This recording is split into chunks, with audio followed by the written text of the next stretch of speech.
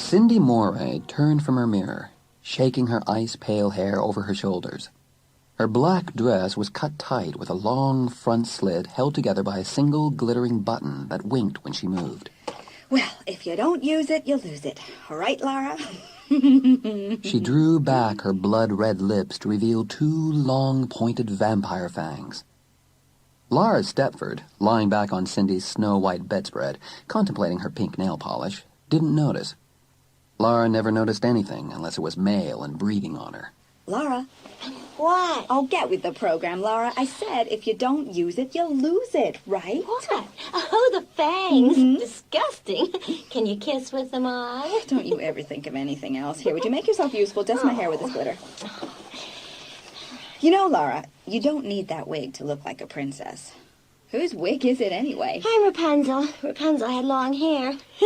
Only I can't let anyone climb up it, because if anything happens to it, my mom will kill me. Oh, dear. Wills will be so disappointed. Oh. Your mother wears that wig? Only sometimes. No, don't tell me. Anyway, we better finish. We don't want to keep them waiting. Cindy went back to her dressing table to put the final touches on her vampire look. Dade Walken and William Lawrence Howell would be arriving any minute. Her father would keep the guys trapped in the library, pouring out drinks and weird fatherly charm. And Wills, who was Laura's current entertainment for, the next 10 minutes, would drink his, making that polite, endless conversation that boys with names like William Lawrence Howell were so good at making. Dade, on the other hand, would say, no, thank you, he was driving. But the truth was, he just liked saying no. He liked being in control. Cindy smiled. What would it take to make him lose control? Cindy liked to push people, see what she could make them do, like tonight. She had big plans for tonight. The Halloween dance was only a beginning. Rising, she stood in front of the full mirror, and Laura came to join her. The vampire vixen and the fairy princess stood together, smiling. Come on, Laura, it's Halloween. Let's party. Yeah, let's go!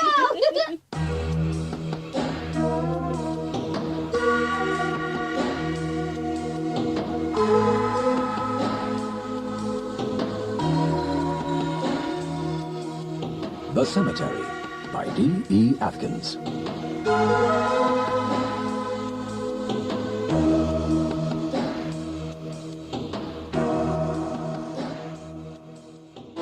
On the other side of town, Georgina Butler was getting ready for the same dance, and the same party. Not that she'd been invited to the party exactly, but she was going to be there. What was Cindy going to do about it? Throw her out? She hated Cindy. Cindy had a fast mouth and a lot of money, and she liked to push people around. But you can't push me, trendy Cindy. Georgina pulled on her black stockings and slipped on the high black heels. Webs of black moved around her, and silver streaks were painted in her spiked black hair.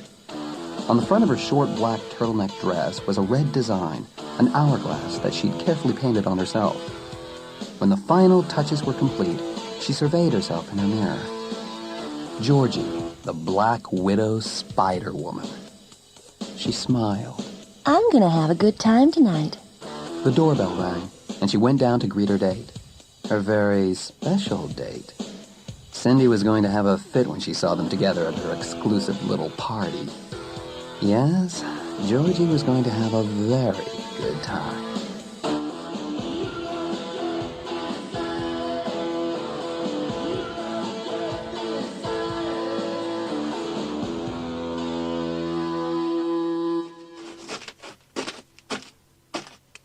Foy Villanova was headed up the long driveway of the big old Wales house behind the thick, towering hedges that were so important in this part of town. Very rich people kept very large houses behind those hedges, and with that kind of money, anything was possible. Like him and Jane Wales, except between them, the possibilities had kind of worn out. Foy and Jane had known each other all their lives. They'd done a little obligatory fumbling, but basically they'd come up just friends. Foy frowned. The trouble was, Jane might not want to be just friends. He was tired of the whole bit. But what would happen when he told Jane?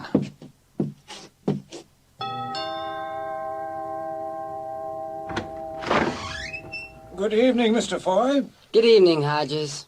The Wales family's elderly butler betrayed no surprise at the sight of the blond boy dressed in a long robe painted with magic symbols, carrying a necromancer's hat under one arm. Come in, Mr. Foy. Mrs. Wales is in the living room. I'll tell Miss Jane you're here. Thank you, Hodges. From the top of the stairs, Jane Wales watched Foy go by in the hallway below. Then she looked at herself in the tall hallway mirror. Dorothy, in The Wizard of Oz, her brown hair and pigtails. Was it too juvenile? Cindy said anybody with money could look good, but then Cindy just liked the way money looked. Charity Webster said Cindy's best color was the color of money. She'd said it to Cindy. Jane had been paralyzed. Cindy had a knack for bringing out the worst in people somehow, and it made her powerful.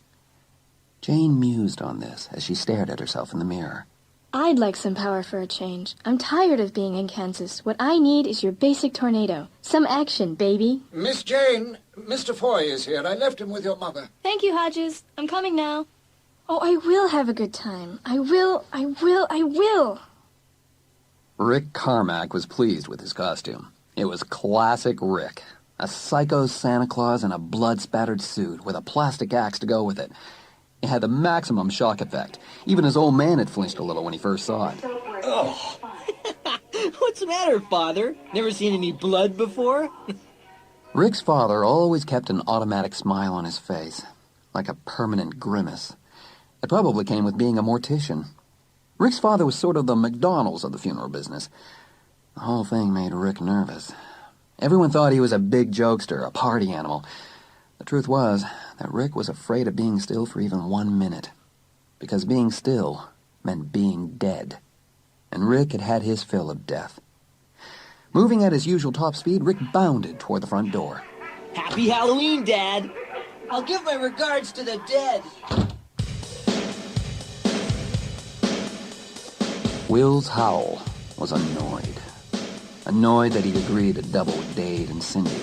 Annoyed that he'd agreed to come with Dade and Dade's big old Chevy. Annoyed at being upstaged. As if he'd read Wills's mind, Dade glanced over from behind the steering wheel and surveyed Wills's costume. Very original, Wills. Hey, at least people will know I'm Freddy Krueger. Yeah, that's so right for you, Wills. Let me introduce myself as Lord Highness Death. Mr. Death to you. Freddy Krueger and Mr. Death. We're kind of working the same side of the street, wouldn't you say? Yep, and this is Mr. Death's favorite holiday. Freddy's too. You know, we should have borrowed my father's laugh. Mr. Death and Mr. Krueger cruising in the Cadillac. I like it. But I promised the all-American metal machine that it could go out for Halloween. Dave, you really are unnaturally attached to this jacked-up Chevy. Mr. Death warns Mr. Krueger to watch his mouth. Oh, really? What Wills really wanted to say was, Who do you think you are, Dade Walken? My family can trace its roots back to the Mayflower. Who the hell are you? But Wills didn't say it. Instead, he wished that his costume was real. He'd like to do a Freddy Krueger on Dade. Or a Jack the Ripper. He'd almost come as Jack the Ripper. He admired Jack the Ripper, a man after his own heart, stalking the streets of London in the 1800s, keeping an entire city locked in fear. Wills looked over at Dade broodingly. Dade could be unpredictable, not safe to confront. Better to get him from behind. Really? Really? Because Mr. Death isn't afraid of dying. But Mr. Krueger still has that option open. Wills Howell kept silent as Dade eased the Chevy up Cindy Moray's driveway.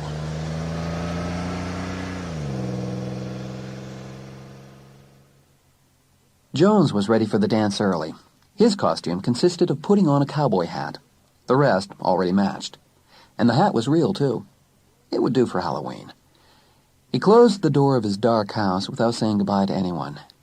His car, battered and nondescript, cranked to life with a mega-horse roar. Appearances could be deceiving. Important to always remember that.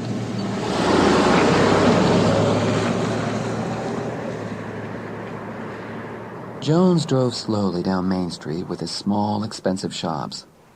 Point Harbor was a charming town, quaint, well-preserved. The foot of the street ran into a dock from which whaling ships had once set sail. From the dock, you could look out over the harbor, held between the land on one side and the long, curving, blunted point on the other that gave the town its name. Beyond the point, a row of rocks pitched up out of the ocean floor. Sometimes you could see lights out there, they said. Long-lost ghost ships that had been caught by devilish mists and treacherous tides. And the rocks. The devil's teeth, they called them. In the old days, people used to scavenge the point for what washed ashore and bury their dead there. Cemetery Point. Long ago, before the area had become a playground for the rich, that's what the whole town had been called. Jones glanced out to the point as he turned and headed for the high school. In the school parking lot, he eased the car into the shadows and sat back to reconnoiter. A few people had already begun to drift into the gym for the Halloween dance. They'd all be there, of course, but the dance wasn't the thing. Cindy Moray's party afterwards was what really counted. Trendy Cindy and her too-cool-to-live friends. Jones scanned the darkening sky and frowned. A full Gothic moon was floating amid scudding clouds over the roof of the old school. It was spooky. Jones was annoyed with himself. He didn't like emotion. Feelings caused trouble. They caused you to imagine things. He didn't like this night. Didn't like anything about it. It was always tough being the new kid in town.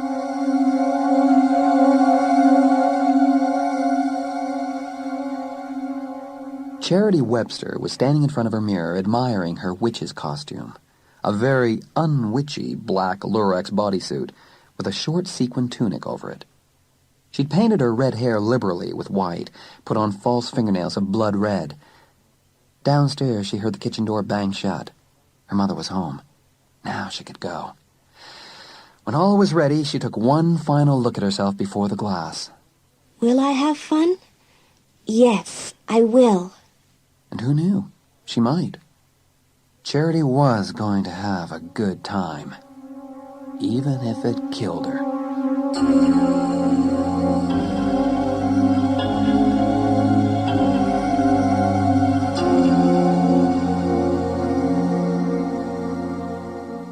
It was an unusually warm night for October, but the moon looked round and cool and seductive.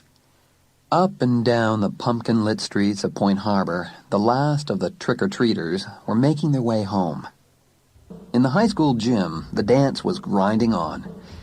In the parking lot, Foy Villanova and Jane Wales leaned against a parked car and listened to the rhythms pounding out from within the gym doors. Jane tilted her face back and closed her eyes. What are you doing, Jane? Moonbathing? Jane opened her eyes and grinned. That was the nice thing about being with Foy. You could bask in the moonlight, and he didn't think you were being corny and romantic. On the other hand, a little romance wouldn't hurt. But Foy was not the one. Foy took a sip from his flask and offered her some. She shook her head. Suddenly, the back door to the gym opened and Dave Walken moved towards them. Guys, give me a pull on that flask, man. I'm parched. Sure. Oh, that's bad stuff. Where's Cindy? Inside, I guess. Why? Jane, I do believe you're blushing. Or is it moonburn? Leave me alone. Hey, that's some party hat, Foy. Who are you supposed to be? Merlin, the magician. Mother thought he was supposed to be Dracula. Well, sometimes people don't make mistakes when they make mistakes, you know. Please, Walken, spare your Freudian witticisms. It makes sense. Who are you supposed to be, Dave? Mr. Death, little Dorothy. But you can call me Death. Boy, this dance is dead. What? She was awful. Oh, glad you approve, Jane. What would you like for Christmas, little girl? Hey, Cindy's supposed to be meeting us here, isn't she? I mean, she did promise us a real Halloween party, right? Yeah. On cue, Cindy appeared from the gym, one hand on Will's arm and the other on the arm of the new guy, Jones. Laura and Charity emerged behind them. Okay, is everybody ready? Yeah! Hey, trick or treat. Hey, Cindy, where is this party anyway? Yeah. Don't be so pushy. Yeah. The trick will be to keep up with me. All right. If you do, you get the treat. Let's go. Cindy turned and headed off towards Dade's car. As everyone else obediently began to follow, Jones moved to Charity's shoulder. Do we trust her? Are you kidding? No. Coming, Jones. We'll be right there, Cindy. Can I ride with you, Jones? Sure, why not? Okay, who's in the front seat? Moments later, with Dade's car in the lead, the little convoy of grotesques set off on their way to the real Halloween party.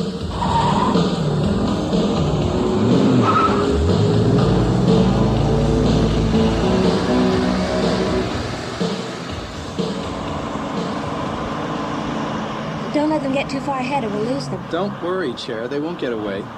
Anyway, why are you so afraid to be alone with me? I don't bite, you know. Jones. The one and only. Listen, how long have you known Cindy? Too long. How long is that? Only a guy could ask that question. Let's see. Well, my mother inherited our house here from her great aunt when I was 7, so 10 years. What about Rick? 10 years. He was here when I got here, too. Jones, what about you? What about me? You know what I mean. I've known you since school started, but where are you from? What's the story? Well, I'm adopted, so I couldn't really say. Oh. Jones, they've gone. Don't panic. They just turned off. Here, hang on.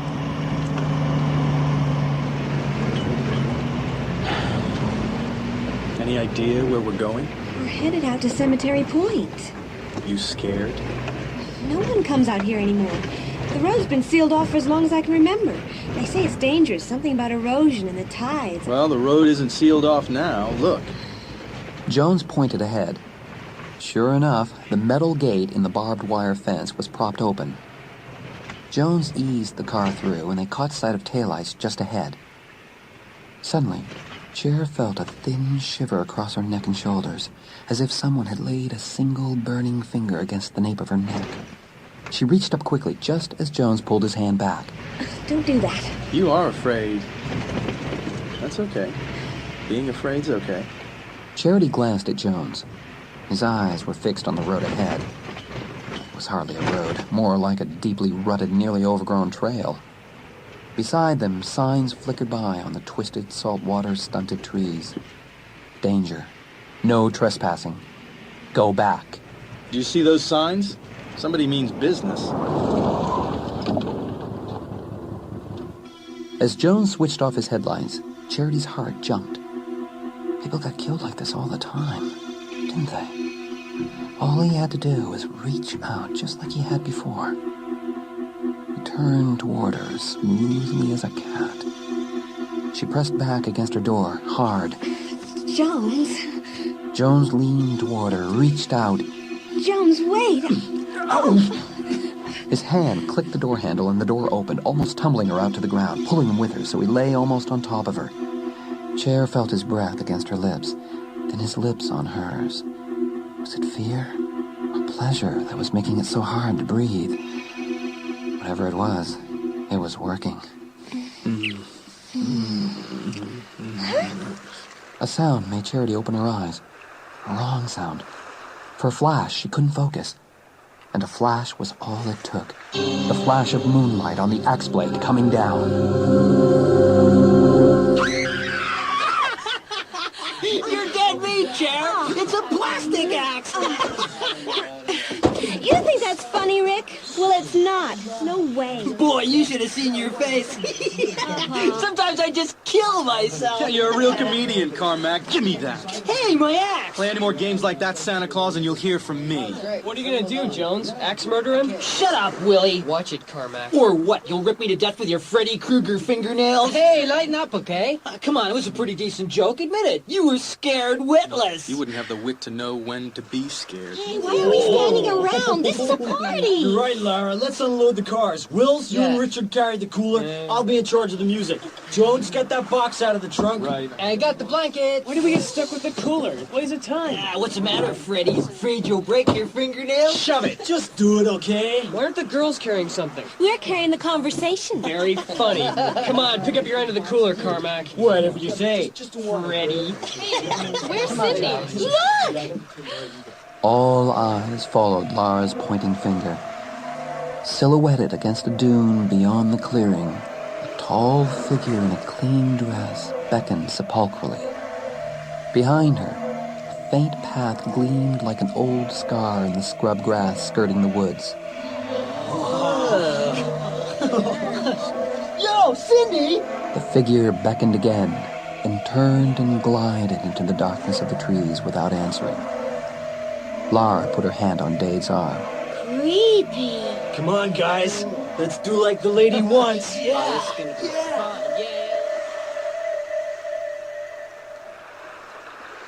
Come on, hey, watch your step, Ray. It's so heavy. Oh, poor baby. This is nothing but a big sand dune with trees. Spooky. Whose idea was this anyway? You were in on this date, weren't you? How much longer do we have to walk? You don't mind a little walk with death, do you, Freddy? We got a cooler full of goodies, so we'll all be nice and warm when we get there. It's really very warm for this time of year. Not cold at all. See, Wills, a little walk with death doesn't leave Jane cold. Just the opposite, sounds like. I wouldn't let Cindy find out, Jane. She doesn't like to share. That's low class, Will. Oh, listen. Charity defends her best friend. I don't think you should talk about Cindy like that, Wills. She never talks about you. At last, the path opened into another clearing. They'd reached Cemetery Point, a high, rocky spit, pounded by the ocean on one side, gnawed by the currents of the Sound on the other. A crumbling stone wall enclosed the cemetery. Inside the wall, a crazy dance of weathered gravestones and monuments waited. And just outside it stood Cindy. Welcome to Cemetery Point. Happy Halloween! The moon passed behind the clouds, and for a moment, they all stood silently. Then they moved forward to join Cindy. At the edge of the graveyard was a huge pile of driftwood. Foy knelt down beside it. Okay. Let me do a little magic here. Who's got a match? Oh, yeah, light my fire, Merlin. Here, I've got a lighter. Thanks. Oh, Jane, the truth about Dorothy, she smokes. Or, is it only when you're not in Kansas, Jane? Very funny, Cindy. It happens to be my father's. Come on, Jane. Let's spread the blankets. Okay. A moment later, the driftwood at the base of the pile took flame from Jane's lighter, and the fire leapt to life. Cher stepped back from the circle of firelight and turned. The grave markers made her uneasy. Tilted at their crazy angles behind the low, crumbling stone wall, they seemed to be dancing in the erratic firelight. I don't know if this is such a good idea, Cindy. So, leave. Whoa, yes! Yes! All right, animals, let's party!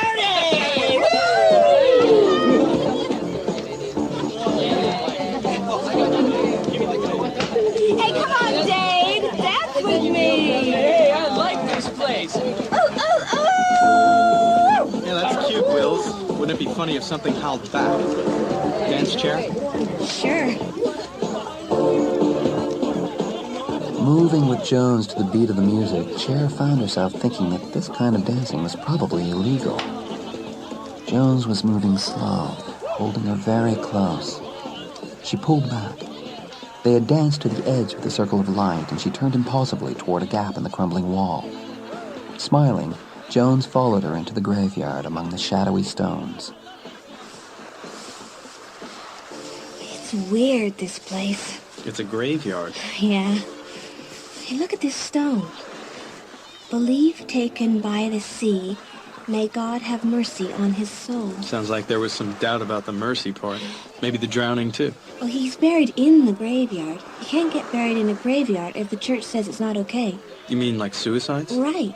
That's still true, isn't it? If you commit suicide, then you can't get buried in holy ground? For some churches. Hey, here's a good one. Born on the tides up to heaven. Kind of nice.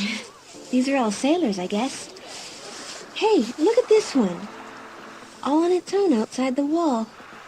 Asleep but not at rest, may death bring her peace. What does that mean? What do you think it means? Sounds like she got zombie-ized. Zombie-ized? Jones caught her hand in his and pressed it. With his other hand, he lightly caressed her shoulder. As she moved toward him, Charity forgot all about the tombstone. For the second time that night, she forgot to think at all.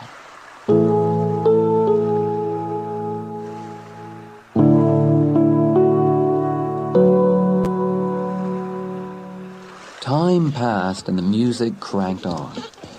Everyone kept drinking, dancing, and partying, and their shadows leapt and twisted and merged with the other shadows beyond the fire. Rick was leaning on the low wall, drinking a beer and looking on. Jane glanced at him as she sat down on a blanket, while Foy wandered over to the CD player. Seeing Jane alone, Dade left Cindy digging through the cooler and walked over to squat down beside her. So, are we having fun yet? Yeah. So why aren't you dancing? Jane didn't answer for a moment. Together, they watched the figures gyrating in the firelight. Then Jane's eyes strayed back to the cooler. Wills had come up to Cindy and was saying something to her. Cindy was looking up at Wills, a little smile on her face. Dade followed Jane's gaze. Brave man. Doesn't it bother you? What? About Cindy and Wills. That he, broke up with her, and she was so... Unwrapped? Nah. Besides, there's at least two sides to every story. I'm sorry. I shouldn't have asked. No problem. The problem is, why don't you dance with me? Before Jane could answer, Dade caught her hand and pulled her up. Jane had never danced with Dade before. It made her uncomfortable to stand so close to him. Excited. Dade was dangerous. Everyone knew that. There were rumors of drink and fights and marathon parties. But no one knew for certain. She liked that.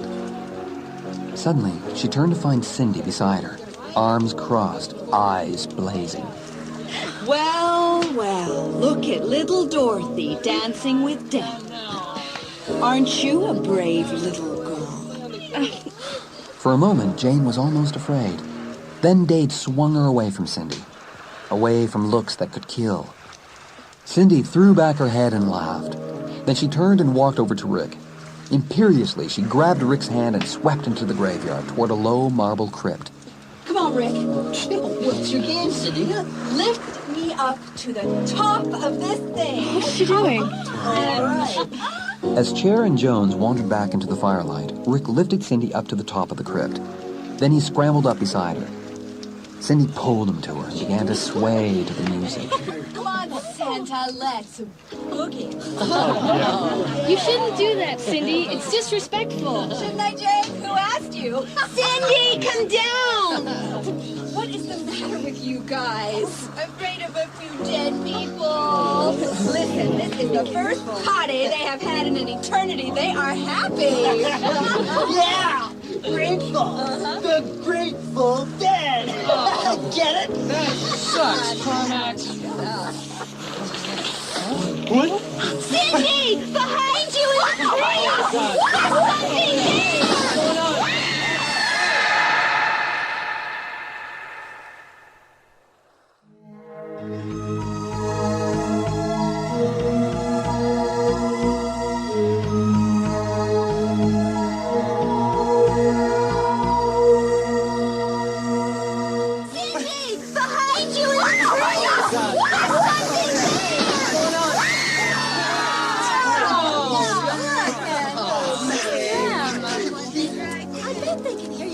Back in Point Harbor, you guys. What's all the screaming about? Breaking through the trees at the edge of the woods, Georgina Butler strolled into the firelight. Cindy's eyes narrowed to furious slits. And as Georgie's Dade walked out of the shadows behind her, Cindy's lip curled into a snarl.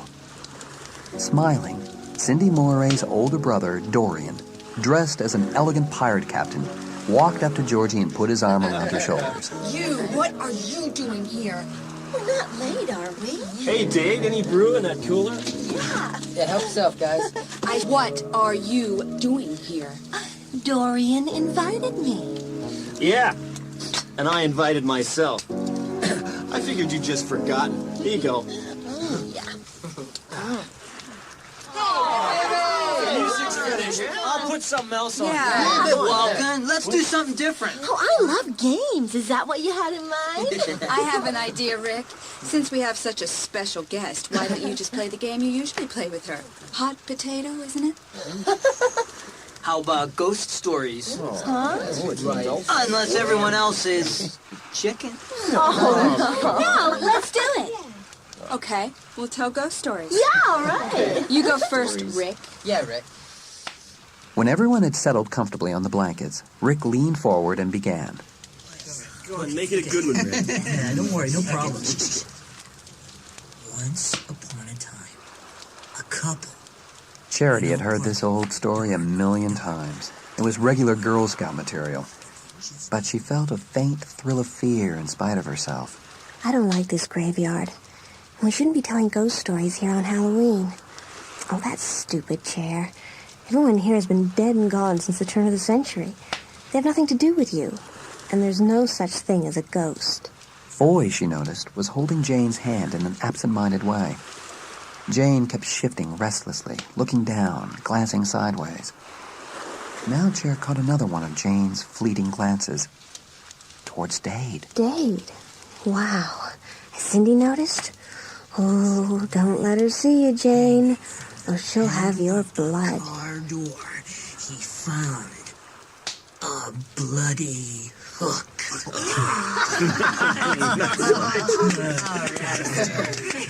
A tried and true story, Rick. The hook, the car door, the whole bit. Great story, anyway. I like it. It's not so scary if you know how it ends. Hey, Jones, you got any stories? Nothing you haven't heard. I've got one. Far out, Dorian. Let's hear it. Whoa. Once upon a time, there was a vampire. A vampire on wheels, if you know what I mean. This vampire couldn't keep her teeth off other people's property or other people. She liked to take what wasn't hers. So she started getting fat. And then she couldn't catch the people anymore. So she had to go to this graveyard and suck on the dead people. Gross! Isn't it gross? No, it's boring. Wait, I haven't finished. Anyway, our fat, greedy vampire made a big mistake. Because all the people in the graveyard weren't quite dead yet. One corner of the graveyard was for the undead. And she dug up one of the undead, and it was a vampire. And it bit her. And you know what happens when a vampire takes a direct hit from another vampire? What? The old vampire was freed. And this new bogus vampire got buried in his grave. She's there to this day, buried alive. And no one will save her because no one loves her. Or ever will. What's love got to do with it? That's a disgusting story, Dorian. You guys go too fast for me. Hey, it's almost midnight. Oh, I know. Let's all hold hands and see if we can contact the dead. You know, like a seance. Yeah. Anything to grab onto a guy's bod, huh, Georgie? You afraid, Cindy? Try me. All right. You guys take hands and form a circle around the fire. Okay. Yeah, okay. Do it, Jones. Ready?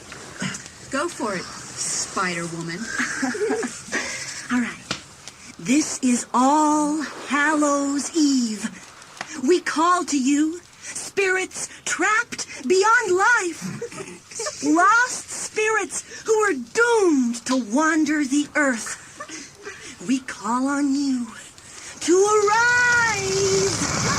No! Jones, you broke the circle! You ruined it! Come on, everybody, let's dance some more. This night is getting too weird. Yeah. Suddenly, Charity felt the whole point tilt fractionally. She looked around. No one else seemed to notice. Cher lost her balance. She felt the tremor through her body. Dark, like pain. Pain remembered. She looked at Jones. Jones, Time to go, Chair. you felt it, didn't you? Let's go now. Hey! Where are you going? Off to do a little charity work, Jones? Or were you just going to play hide and seek? Oh, what a good idea! Hey, what time is it? 3 minutes till midnight. Excellent. Everybody, shh! Listen, when I clap my hands, I want all the girls to hide, and then I will count to 20, and the guys can come look for you. Hey, what does that make you, Cindy? One of the guys? I'll do the counting for you, Cindy. Then you can hide too. All right, Dave. Hey, Why don't you come? wouldn't it be great to let Cindy hide forever? Yeah. This time, the tremor was more distinct. Cher felt it through the soles of her feet, up her spine, into her heart. Jones? Run, Cher. Ready, everyone? Run back to the car. Don't stop. Don't look back. Jones gave her a push. What about you, she wanted to cry. What about everyone else? But suddenly she felt the earth pitch as if it were about to open and swallow her whole. Cher ran for the woods. At the edge of the clearing, she had a last glimpse of Dade standing high on a crypt in his black and silver death outfit, like a priest in some ancient evil rite. She didn't wait to hear him clap his hands. She was running for the cover of the trees. Go, girls! 1, 2, 3, 4! Better hide good, you guys! 5, 6, 7... Hey, Merlin, use your magic powers and tell me where they're hiding. Use your eyes, Dave. You haven't got them closed, have you? Who told you? Hey, that isn't 8, fair, Walker. 9, 10, 11... Careful with the fire, Wills, or you'll melt your fingernails. Then we'll have to call you Freddy the Unready. Good, Dave. 12, 13, 14, 15, 16! Rick? Yeah? You're not doing what I think you're doing on those graves, are you, Richard? Oh, man, you're gross. What do you think, man? Stop it. You really are a psycho Santa. 17, 18, 19. Just for the record, you guys, I plan on taking my time out there in the dark. You don't have to spell it out for us, Rick. We get the idea. 20! Ready or not, here we come! Go, girls! Death's coming to get you!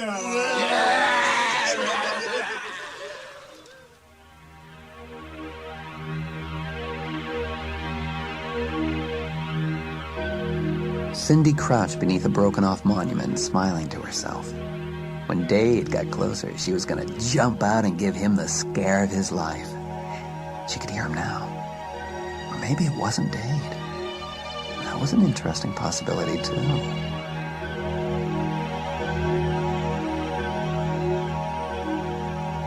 Jane knelt down miserably in the shadows of the cold stones.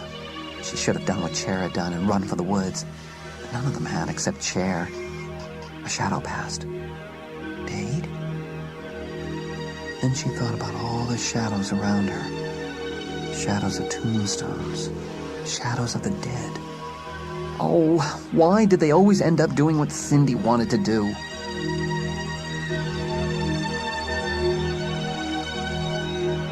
Foy gave his sorcerer's robe a yank.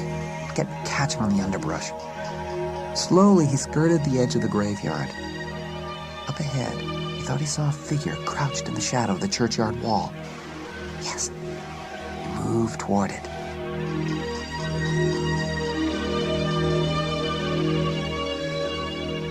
Georgie peered cautiously over the top of the angel's half-furled wing. Where was Dorian? Or Dade? Wouldn't that put Cindy in a twist? Her gaze swept the firelit clearing. Jones wasn't standing there anymore. Had he headed out into the woods after Cher? Stupid Charity. No one would ever find her in those woods. Someone was coming. She slid back down. Rick didn't care how much noise he made. It didn't matter who he found, unless it was Cindy, and she was glad to see him. And feeling like making some trouble to pass the time, which was not a bad idea. And Dade wouldn't care. Would he? Dorian found a flat, worn-down stone and sat down on it. He lit a cigarette and waited. He wasn't about to go thrashing through a graveyard. He had better things to do. Will stumbled over something and cursed. Damn graveyard. Stupid game. He wrinkled his nose. Something stank. Then he saw the deeper shadow on the ground ahead of him. Had someone been digging? He stopped uneasily. Was that what smelled so bad? An open grave. Then he remembered that the graveyard was long unused. Whatever had been buried wouldn't smell anymore. Maybe something had fallen in, an animal or something, and hadn't been able to get out. Something made William Lawrence Howell turn. Something was standing behind him. Something big. Then the moon came out. What Will saw wasn't what he expected. He threw up his hand in a futile gesture of defense.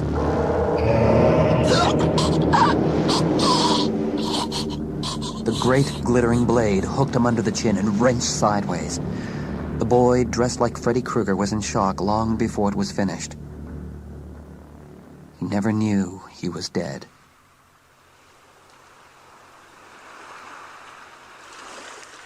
Lara was getting bored. Why hadn't anyone found her yet? She waited a few seconds longer. Then she jumped to her feet. There was a movement in the far back corner of the graveyard where the wall stopped. Lara raised the hem of her dress and walked lightly across the graves. The moon came out suddenly. She saw something flash in its light and heard a sound, a sort of muffled ripping sound. Slowly she rounded the corner of the wall. Wills?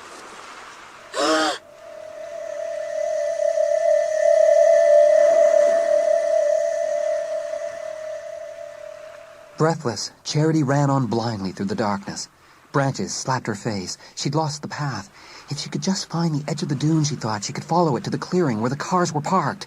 Ladies, here we come. She stopped to catch her breath and heard something crashing through the woods behind her. Jones? Or one of the others? Charity didn't move. She tried not to breathe. Then the crashing stopped, and the darkness was complete. It was midnight now. High midnight on All Hallows Eve on Cemetery Point. Then the screams began.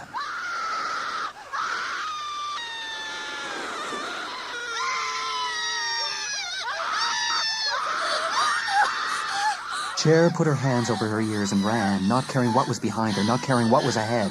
She ran blindly, punching her way through the trees, until something caught her by the ankle. And the darkness came up to meet her.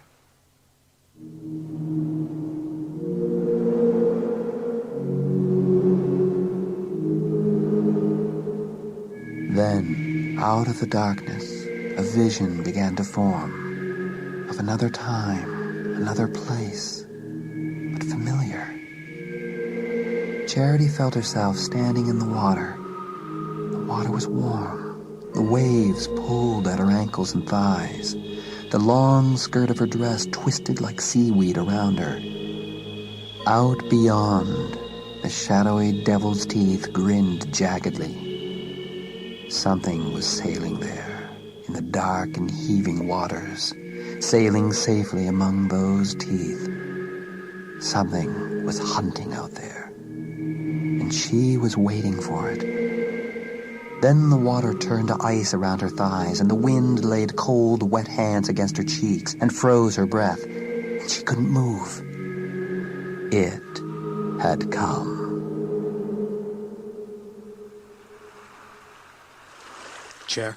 Charity? It's all right, it's me. Charity opened her eyes. The moon was shining. She was lying in soft sand. The branches of trees were silhouetted against the sky above her. Jones was leaning over her.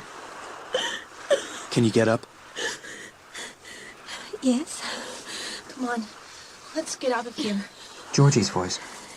Yes. Now Cher remembered. She'd been running. Someone had screamed. They'd been playing a game.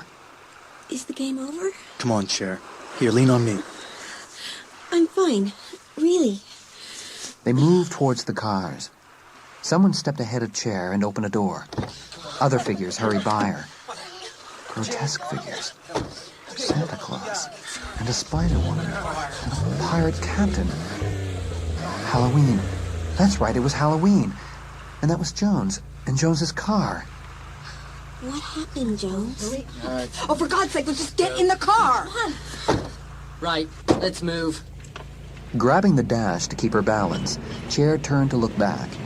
In the seat behind her, outlined in the headlights of the car behind them, sat Lara and Cindy and Foy. Where's Jane? In one of the other cars, Dade's. And the others? What about... Georgie Porgy is with Dorian, okay? And Rick is probably with them if he isn't with Dade. And Wills? What about Wills? He's dead. Wills is dead. Dead? Yeah. For the first time, Cher noticed the dark stains on Laura's pink princess dress. That can't be blood, she thought. This is a joke. A bad Halloween joke. Cher, he was ripped up pretty bad. How do you know that, Jones? Oh, that's right. You stayed. You stayed and looked at him. That's better than running away. Wills was on the ground. Laura was over him screaming. I pulled her away and tried to see if he still had a pulse or anything. He was still moving. Sometimes that happens even after a person is dead. Stop it! All of you! What happened? We don't know, Cher. The streets of Point Harbor were almost empty now, but jack-o'-lanterns still burned in the windows.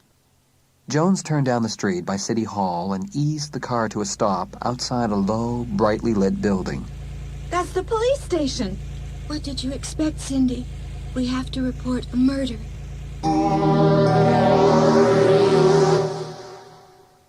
Charity sat on one of the small, down-filled chairs in Jane's immaculately kept bedroom. Across the room, Jane lay on the bed on her stomach, a pillow under her chin. Both girls were exhausted. They'd been at the police station until almost dawn. As they'd left, Cher looked out toward Cemetery Point. Searchlights winked through the graying darkness. No one had believed them at first, but they believed them now. Only Charity still wasn't quite sure what had happened. Who could have done it, Jane? And why? It was one of us, wasn't it? I didn't say that. It could have been anybody out there. Some bum, maybe. Or some crazy person who knew about the party and got there first. Or followed us out, like Georgie and Dorian. Yeah. Did you notice anything, Jane? Don't think about the whole thing. Just try and remember the details. Well... I know the way, Hodges. Don't worry. Cindy, what are you doing? Oh, well, Cher. I thought you'd be here. Cindy was pale. Traces of black liner still ringed her eyes, and her mouth was chapped at the corners where the vampire teeth had rested. Without waiting to be invited, Cindy dropped into the other chair and pulled her feet up under her. We were talking about the murder. It kind of ruined your party, didn't it? You could say that. It certainly spoiled all the fun. Fun? Huh. I thought you'd be here. Both of you. That's why I came. Why? Because Wills is dead, and maybe someone might think it was my fault. Is it? Cher. It's okay. You're a witch, Cher, but at least you're consistent. In a funny way, I trust you. I stick to trusting my friends. Friends? What friends? But Laura's home doing the grief number with the help of the doc's prescriptions. And you're here. Why? The cops think I set the whole thing up. The party, the games. The murder? Yes, to get even with Wills, to pay him back for us splitting. Someone told them all about it. I didn't. You wouldn't. People like you, Jane, don't gossip, and Cher wouldn't either, because she doesn't like me. Sort of like a weird code of honor, am I right? I didn't say anything to the cops. See what I mean? But, Cindy, everyone knew about you and Wills. They said you'd had a big fight. Wills had a big mouth. All he wanted was to be somebody famous, even if it was only for going out with me. You were just using him, too. So, I'm not on this earth to get married and have babies. And anyway, it was mutual. I just wish I'd dumped him first. I could have killed him for that. Cindy. I could have killed him, but I didn't. Now I've got to prove that I didn't, and the only way to prove it is to find out who did.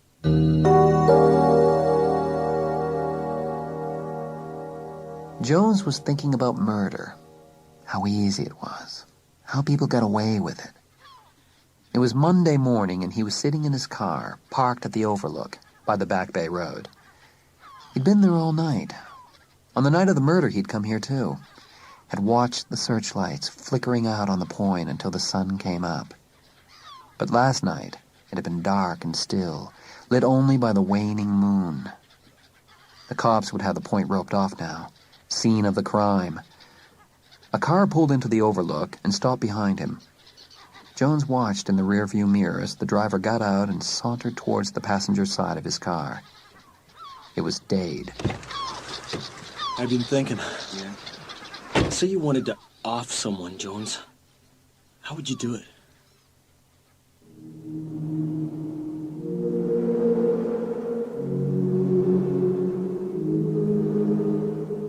Charity was dreaming again. She knew she was dreaming. She knew the dream. She she'd been there before, that night on the point when she'd been running away from Cindy's party. But this time, she wasn't in the water. She was on the dunes above, looking out to sea. Under the waning moon, the devil's teeth glistened with unholy light. The somber, heavy wool dress she was wearing didn't warm her. She was cold to the heart. But he was out there, waiting for her to call him to her. They would say she had a demon lover, but it wasn't that. He had taken everything that she had loved, everything that had mattered, and that had changed her. She felt a power rising through her veins, an immortal power. She didn't know where it came from or why. She didn't care anymore. Whatever it was, she would use it to kill him. And if he would not die, then it would be a fight beyond death. She would wear out eternity before she rested. Lifting her arms, she called to him.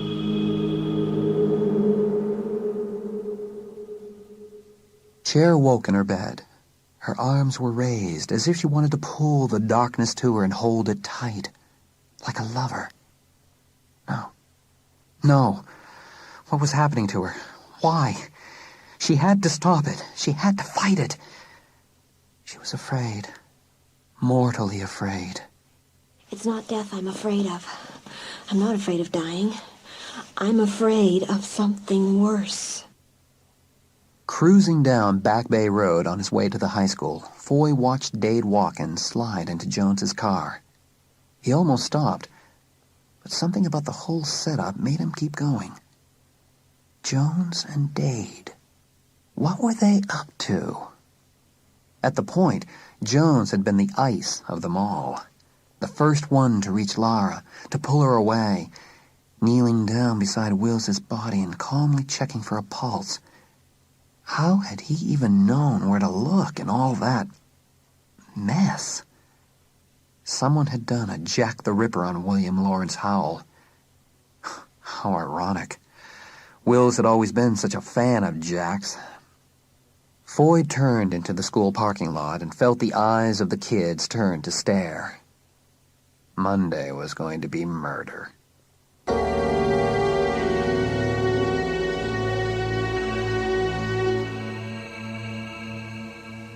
Charity was in the gloomy basement of the Point Harbor Public Library. She'd come straight there after school. Now, pulling a dusty bundle of old newspapers off the lower shelf in the back of the stacks, she carried it to the wooden table in the corner. It was quiet. The library staff were all upstairs, and Cher was alone in the basement. Arranging the papers before her, she sat down and began to read. From time to time, she scribbled brief notes in a small black notebook. She'd started 40 years back. That seemed far enough. Maybe there was a pattern. Maybe someone had killed like this before. It couldn't have been Cindy. No. She didn't like Cindy, but she didn't think she was a killer either. It helped to be busy, to think she might find something. It helped to keep her from thinking about Wills's death. The light at the small street-level windows turned gray as she sifted through one stack of newspapers after another. But she found nothing of interest, nothing to support her theory.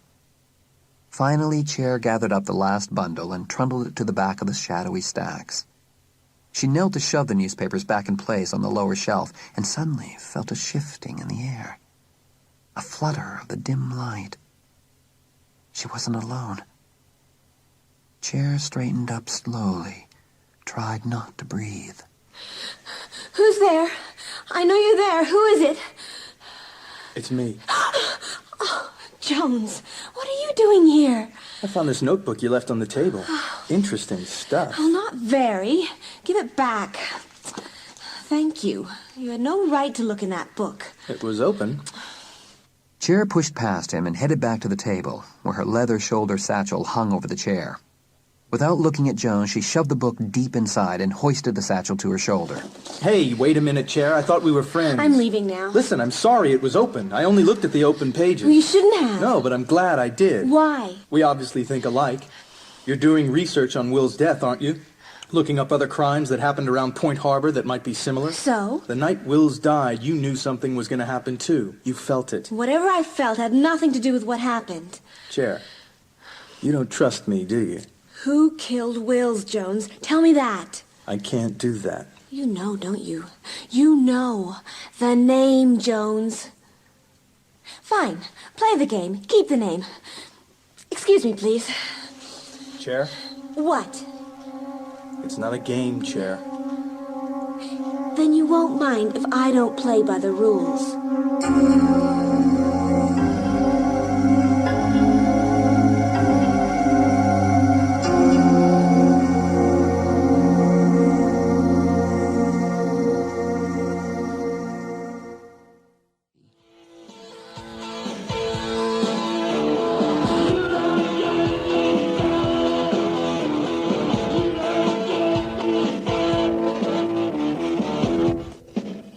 Georgina was bored. Dorian hadn't called her. He'd said he would. Hadn't he? Well, she'd had a little too much to drink, of course.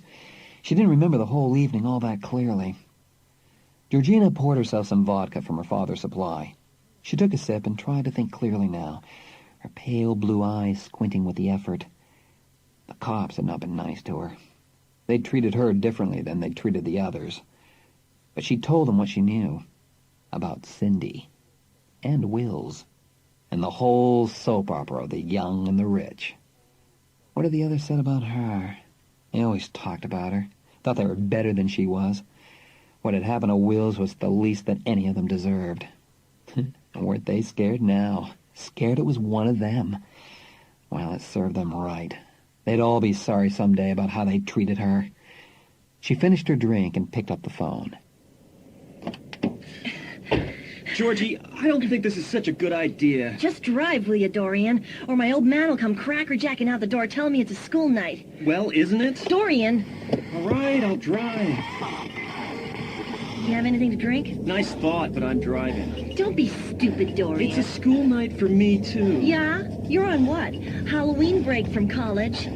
Why did you come home, Dorian? You called and made me an offer I couldn't refuse. I'm flattered you decided to stay on. Or maybe the cops asked you to. And maybe they didn't. There's a six-pack in the bag behind the seat. Oh, for me? How sweet. Hold it down, okay? I don't want my license pulled for having an open beer in the car with a minor attached to it. You don't mind having a minor in your car doing other things. That's different, Georgie. This is big time. Bogus, Dorian. It's just as illegal, isn't it? It's crazy to come out here again after what happened. Why are we doing this? Because I'm tired of sitting around. And because I like a little thrill. You remember Nancy Drew, girl detective? Well, I thought it might be fun to look for some clues, you know? It's a mega-ditz idea, Georgie. The whole point is sealed off, for one thing. It's almost dark for another. It won't be dark for another hour. What's the matter? Scared? No. They think Cindy did it. She's capable of it, don't you think? I mean, she's got such a bad temper. And she's strong. What about it, Georgie? Why do you always get so bent over Cindy? What's with you and her? Look, we're going back to the scene of the crime. You're going to get to be Nancy Drew for an hour, so just be quiet.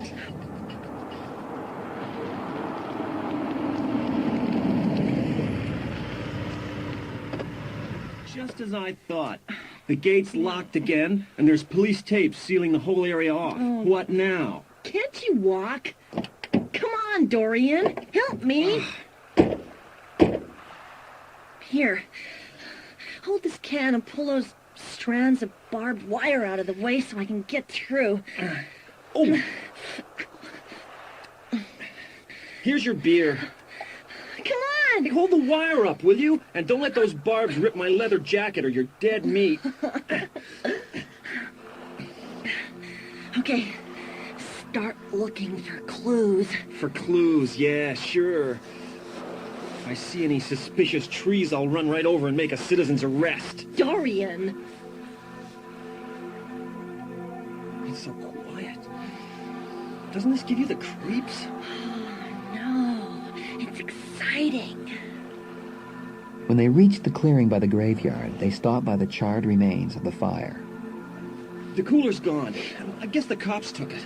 Come on, Dorian. Will's was found back this way. Look, Georgie, it's getting dark. Oh, you're such a chicken, Dorian. Wait a minute.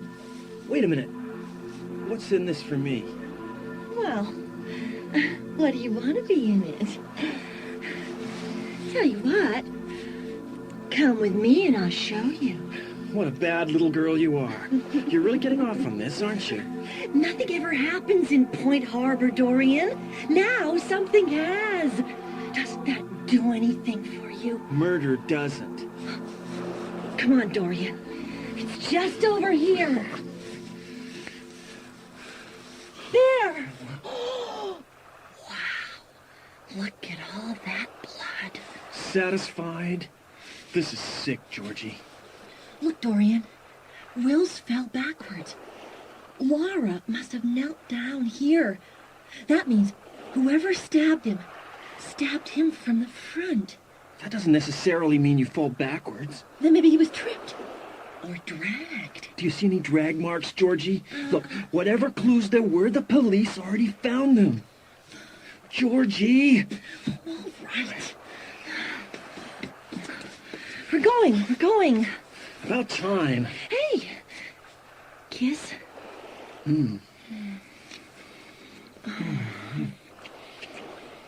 Georgie, it's almost dark. We gotta go. Now? Come on! Wait! My beer.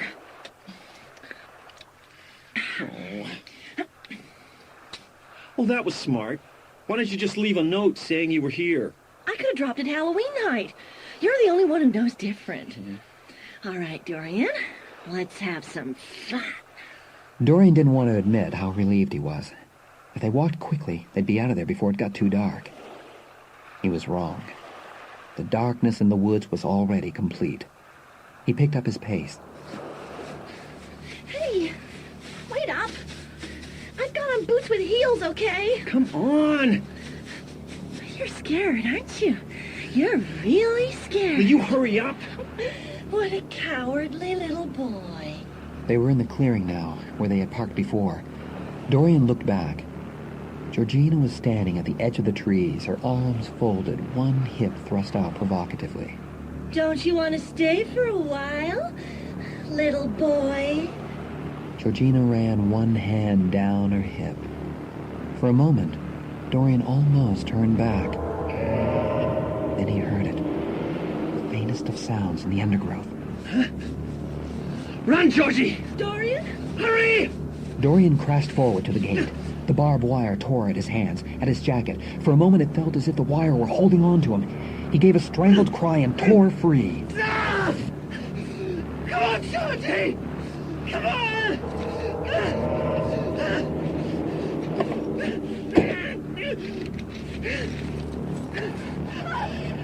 Dorian! Dorian! Run, Georgie! But Georgie wasn't running. She wasn't hurrying at all. In slow motion, she turned her head. Dorian! Something dark leapt out of the woods. There was a glint of burning metal light. Then Georgie jumped, as if she were rising up to meet the glittering blade. Dorian raced the car down the rutted roadway. He didn't look back. He didn't see Georgie fall. He tore down the track, heedless of the branches scoring the side of the car.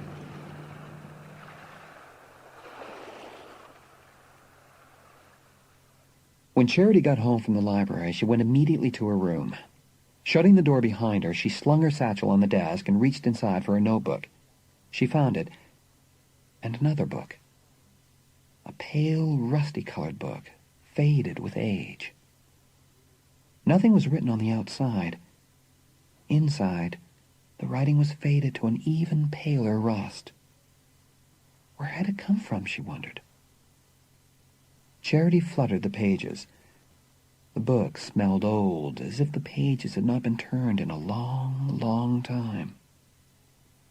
Cher felt the hair rise on her neck.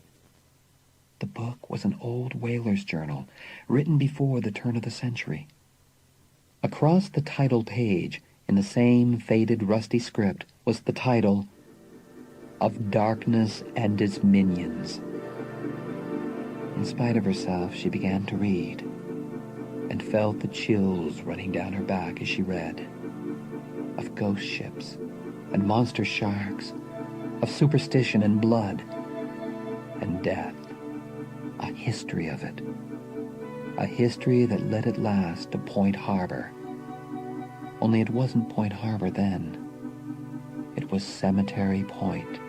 Because there be a graveyard on that spit of land that enfoldeth the harbor, just beyond as grave a stretch of treacherous water and hidden rock as was ever known to man, being called the Devil's Teeth.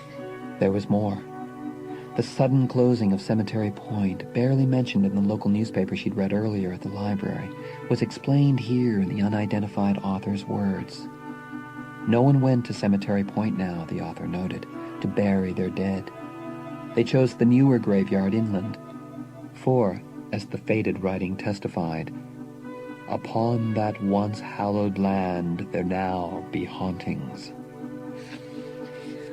A fiend ship doth sail there among the rocks and tides where no ship can pass, and doth lure other mortal ships to immortal death, that it might gather souls from proper burial. For those who search the shore after a ship goeth down find no bodies whole, but only parts thereof, rendered thus by no earthly means. Some do say that the master of the fiend ship be an evil, dark creature escaped from England by reason of foul, murderous acts committed there in that country, and thus driven forth to our shores, having devoured his crew in feasts of blood. And some do say that the thing which waiteth upon Cemetery Point cannot be destroyed, that it hath powers to fly, to mimic form and life and shadow, and to suck from the heart all that is hidden there, that if it be not stopped, it shall grow stronger still. But none have come upon the means to stop it, not one yet having seen its face and lived. Cher swallowed and felt her dry mouth. There was one final entry, the handwriting suddenly shrunken, as if written by a shaken, aging hand. I have seen her there. She hath died outside godliness, for she moves yet upon the land and water. Howsomever, I do not believe she did make tryst and pact with the fiend. What was buried was not buried aright. There is no peace for wronged blood. She was beautiful once. With this, the journal ended, abruptly. There was no more. What the account described wasn't possible, Cher told herself. Surely what had happened was that someone had found this book and had used it to stage Wills's murder. But what was it doing in her pack? How had it gotten there? Then Cher remembered Jones, standing there in the shadows in the library basement. And suddenly, it all seemed very easy.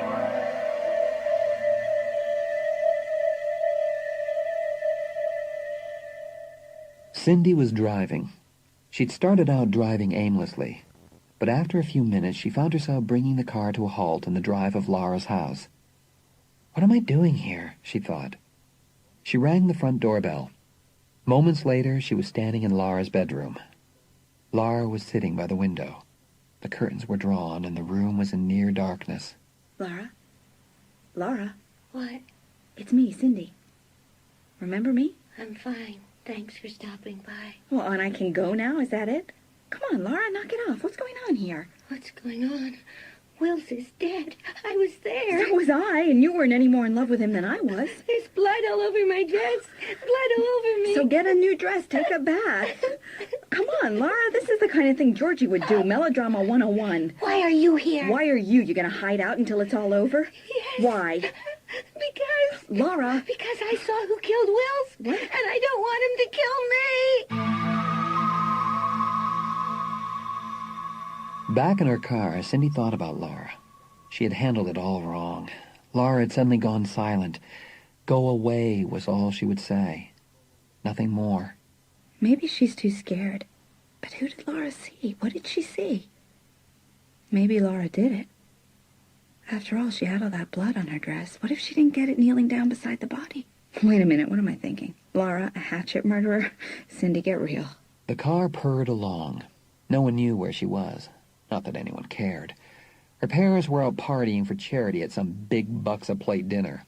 Her brother was God knows where. My brother. Where is Dorian? Now he is someone who is capable of murder. Yeah, maybe Dorian did it. When Cindy got home, it was late. Her parents' Continental was still out. So was Dorian's BMW. Cindy slotted her car into its space, powering the garage door closed behind her. She'd just gotten out of her car when she heard Dorian's car arriving. She stepped back in the shadows and waited as the garage door went back up. Driving like a bat out of hell, Dorian slammed the car into the last space at the far end of the garage and screeched to a halt. She watched as Dorian staggered out of the car, his breath coming in rasps. Then he bolted out of the garage like the devil himself was following. Cindy stepped forward from the shadows.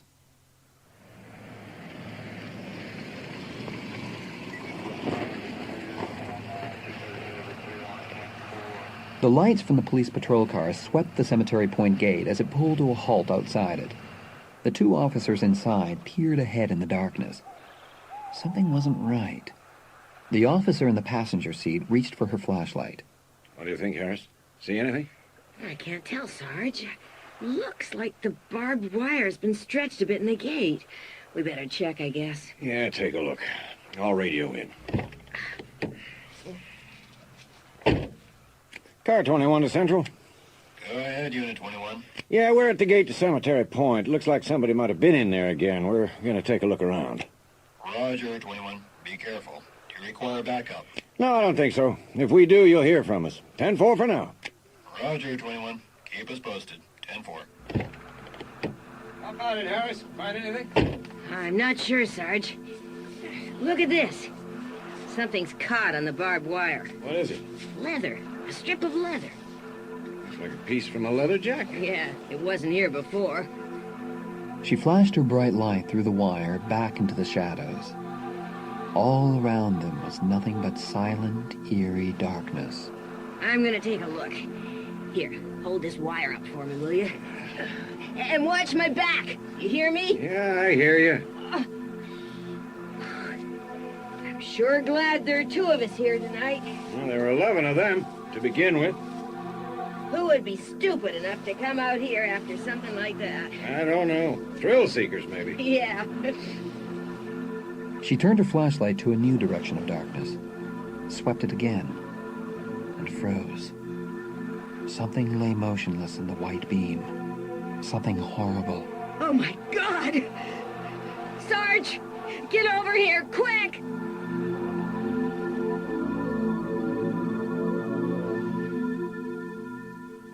Cindy stood outside the door of Dorian's bedroom, listening. From the time he had entered and locked his door, there hadn't been a sound from within. Dorian? Dorian, I know you're in there. Go away, Cindy. Don't you think you've done enough? I think we need to have a little talk about what happened tonight. It's unlocked. What do you want, Cindy? What did happen tonight, Dorian? Nothing. Nothing. Where'd you go? Out. Who'd you go with? Nobody. Oh, and you didn't do anything. I drove around. Well, you must have hit something, because there are scratches all over your car and sand all over your tires. Remember, Dorian? Remember when I was 5 and you were 7? Remember how you locked me in the trunk in the attic? You're lying. No, it's the truth. I was there for hours, alone, in the dark. You'd think I'd be afraid of the dark after that, wouldn't you, Dorian? But it didn't work out that way. Because what doesn't kill you makes you stronger. I came back for you. It was a joke. A joke. What you tried was murder. Dorian, what are you saying? I locked you in that closet because I was afraid of you. Then, did you think I would do to you what you did to me, that I wouldn't let you out? But the fire... The fire was an accident, Dorian. It was the fire department that let me out. I told them you were there. I saved your life. You should thank me. Get out. And I've been the one they've blamed ever since. Not you. Me. Get out. I'm going. But, if I were you, Big Brother, I wouldn't let anybody else see the state of your car. They might get the wrong idea.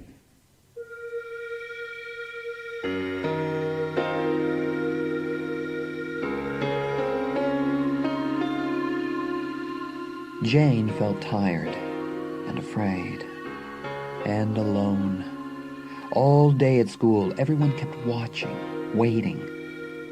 Foy was acting weird, like he wasn't there, and Cher wasn't even home. Jane didn't have anyone to talk to, so she'd come out for a walk. Then Dade pulled up beside her at the curb. Jane! Jane, please. Go away, Dade. Leave me alone. Jane, you shouldn't be out so late alone. It's not safe. Janie. What do you want? I'll walk with you. Unless you'll come for a ride. Come on, what do you say? Does Cindy know where you are? No. And I don't know where she is, either. All right. Let's go for a ride. Where do you want to go to? Far, far away. Somewhere that isn't here. Janie, every place turns into here sooner or later. Not always. I won't be here forever. And wherever I go, it's gonna be different. I'm going to be different. Changing the scenery don't change the performer. Maybe I just don't want to perform anymore. Good. I'm tired of performers. You're strange, Dade. Wait till you get to know me. I don't want to wait, Dade. I want to know you now. They were parked in the Overlook, opposite Cemetery Point. Jane had a brief moment to think about Halloween and Cemetery Point and Will's. A briefer moment to think about Cindy. Then she stopped thinking altogether. Until a few minutes later, when she glanced again out of her window and saw the flashing lights out on Cemetery Point, saw them careening away toward town along the coast road. Dade, look. Oh my God. It's happening again, isn't it? I wonder which one of us it is this time. Dorian was staring at the side of his car, at the deep gouges made by the branches in his panic-stricken escape. Someone was trying to scare him. Georgie probably wasn't even dead. This whole routine was probably Cindy's idea. He had to stop panicking. He took a deep breath. Time to ease on down the road. But to where? He couldn't go back to school. Being suspended for cheating had put that away for him. He turned and almost screamed. Someone was standing in the corner of the garage. She walked toward him. Then Dorian realized he was right. It had all been some awful joke. Georgie wasn't really dead. You're sick, Georgie. It'd turn you on doing that to me. You got so excited you had to come and find me. Is that it? Is that what you think, Dorian? Dorian moved towards her, his hands clenched. Georgie waited, smiling. Charity sat in a booth at the burger bar, alone. She'd been there a couple of hours. It was comforting, the jelly bean colors, the relentless piped-in music. She should have gone over to Jane's, but she didn't want to. She just wanted to sit there and not think about Jones, or love, or death. Funny how those three things seem to go together. She slid her hand into her pack and touched the spine of the journal. and suddenly the burger bar felt confining. She looked at her watch. It was time to cruise. Cher walked slowly across the burger bar parking lot, her pack bumping against her back. Then she heard it, sensed it. Someone was behind her. No!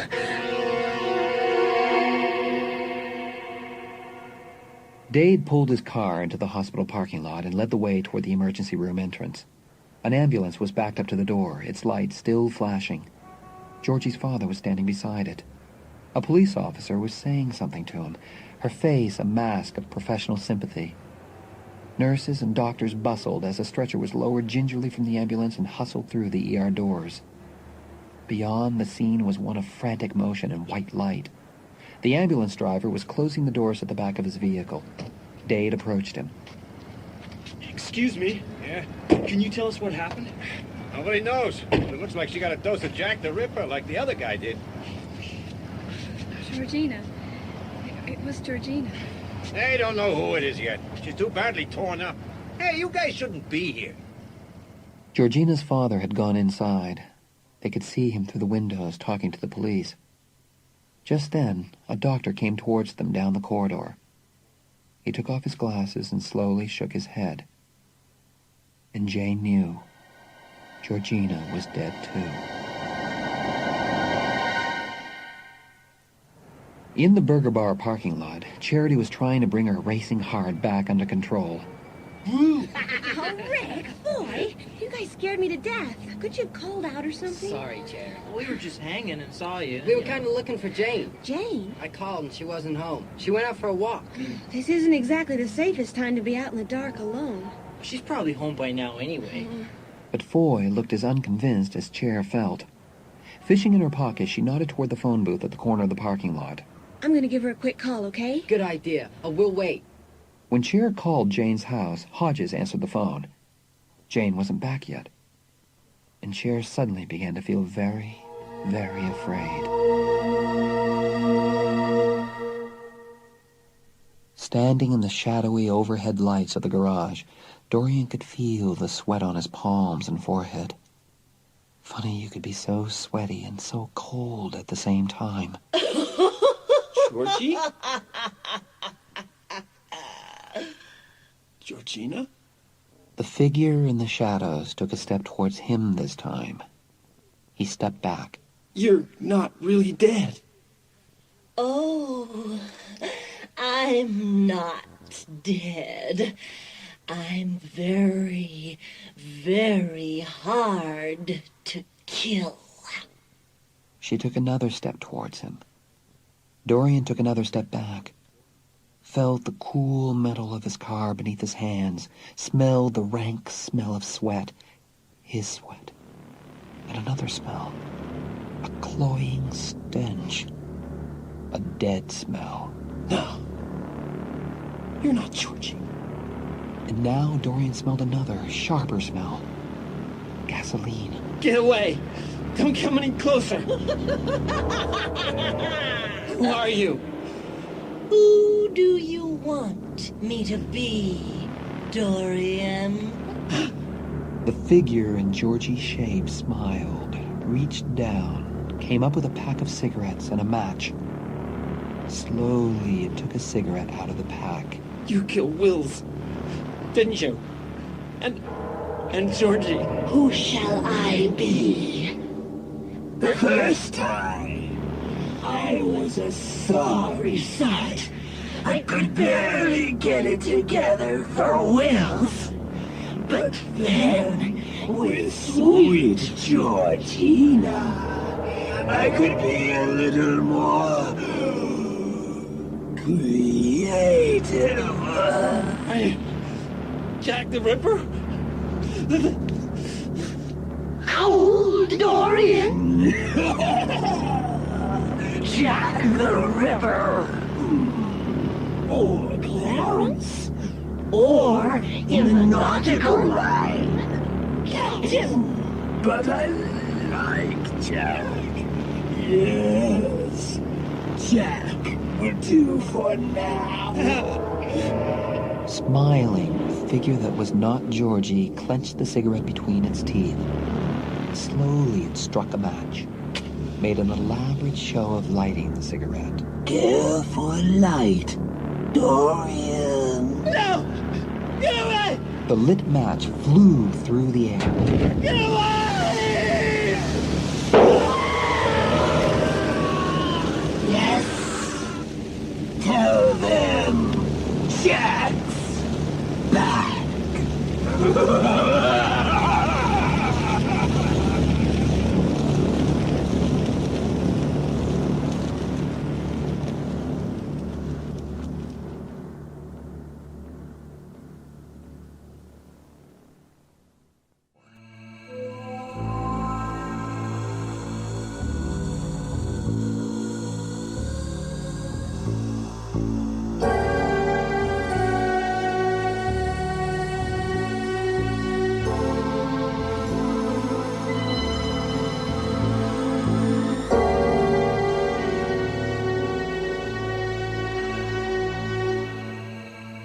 Charity had just left the telephone booth when she heard the explosion.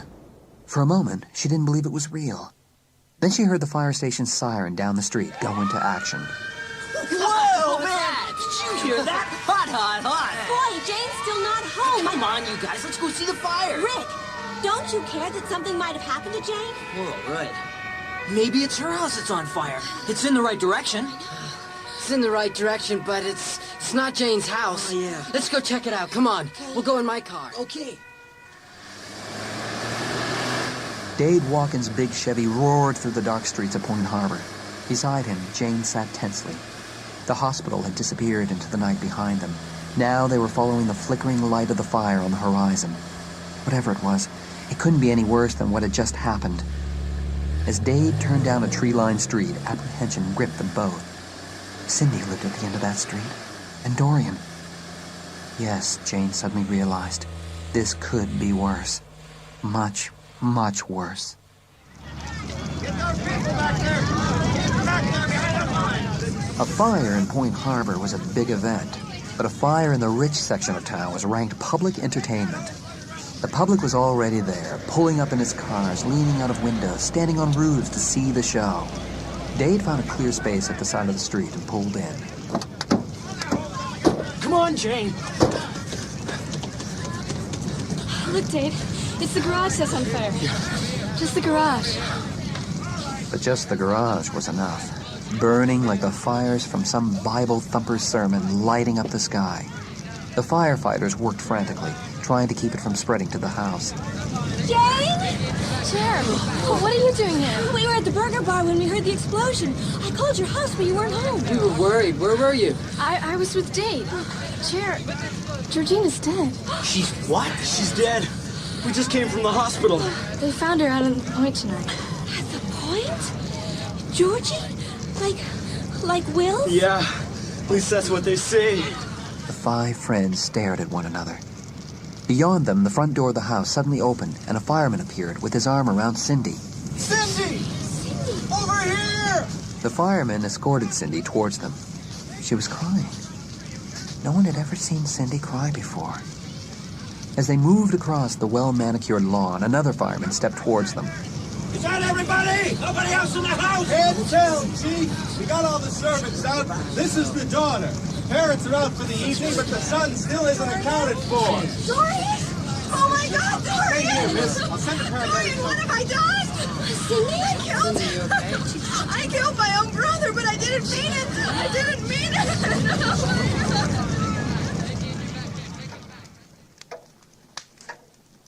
In the cozy den in Jane's house, the fire burned tamely in the grate. Cindy held a mug of hot milk in her hands. The paramedic had given her something to calm her. She'd stopped crying. Now she just stared down at nothing. They were waiting for her parents to be located and told the news. Cindy, it's not your fault. No, you don't know the whole story. Dorian and I hated each other. We used to do awful things. One day we were playing hide and seek. I was 5. I hid in a cedar chest in the attic, and Dorian found me. Only instead of letting me out, he locked the trunk. I don't know how long I was there, hours.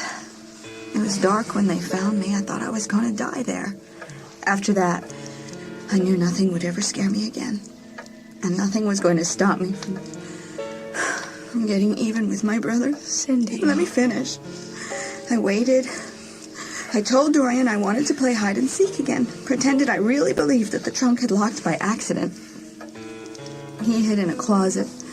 I think he thought he would jump out and really scare me, but I locked the door on him. And then I found some matches. I set fire to a wastebasket in the room. Dorian smelled the smoke. He was terrified. He begged me to let him out, just like I begged him. We have a very good security system in our house. The fire department's connected directly to it, so they got there in time. I told them where he was. I was crying. I got into a lot of trouble for playing with matches. I was always bad after that. A bad girl. And Dorian was always very, very good. It's okay, Cindy. No, it's not okay. Because Dorian was in the garage tonight. In the garage? Uh-huh. No. How can you be sure? It's where he went when I left him. He was there with his car. I think he'd been with Georgie. I think now whatever was after Georgie was after him. I think something is out there, and it's going to get us all. Cindy, that's crazy. What you're saying is crazy. No, she's right, more or less. Jones, how did you get in? The old-fashioned way, through the front door. Your guy let me in. You know what, Jones? Nothing ever happened until you got here. No one was dead before you came along. If I confess, will you feel better? You are despicable. Listen. Something is out there. I'm not even sure what it is, but it is after us. Collectively and individually. Great.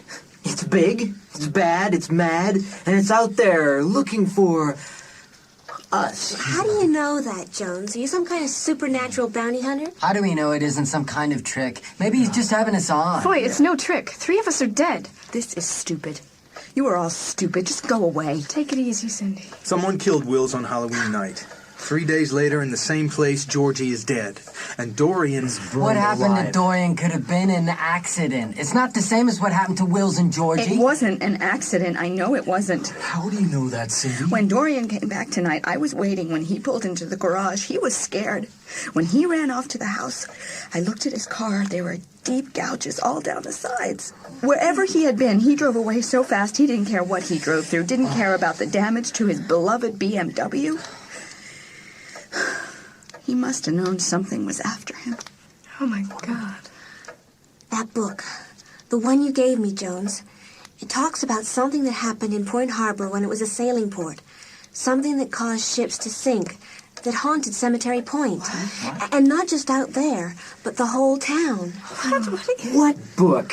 What are you talking about, Chair? Quiet, Rick. Let her finish. Jones? Yeah, that's right. And it got stopped. Somehow. Yes, but I don't know how. Something inhuman that got buried out there in the graveyard a long time ago? Yeah, something dead and buried. Until something woke it up. We woke it up, didn't we, Jones? On Halloween night, we went to a party in a graveyard, and we woke the dead.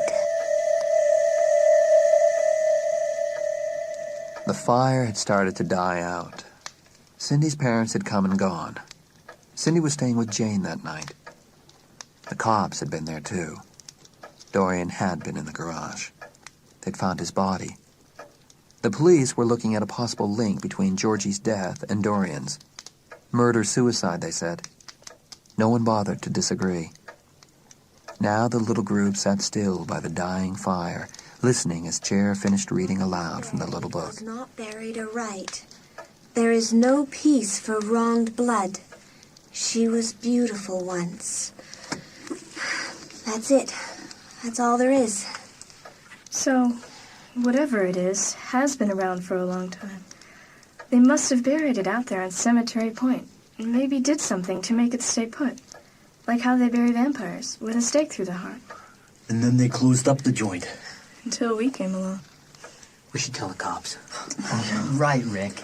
What are we gonna tell them? Oh, officer, there's a serial killer out there with superhuman powers? Supernatural powers. Look, we can't trust anyone. Not the cops, not our parents, not our friends. Look around, Jones. We're all friends here. We can't trust anyone. Think about what we just heard. Whatever it is, it has supernatural powers. It can change shapes, remember? Power to mimic form and life and shadow. Oh, come on, Chair. No way, get real. Yeah, we have to do a little reality check here. I mean, something or someone is stalking us. Maybe it's some flipped wig weirdo we unwrapped when we did the graveyard party. Maybe. But an old book and a bunch of words are not what's real in all this. Hope it turns into a babe. Beautiful, built blonde babe before it goes after me. God, Rick, you are disgusting. Why don't you believe me? I don't know what to believe. So what are we supposed to do while this alleged supernatural serial chopper is in town? What, travel in threes for the rest of our lives? I don't even think traveling in threes would do it. We're all gonna die? Is that what you're saying, Jones? No, I am not gonna die. I am gonna fight. I will stop it.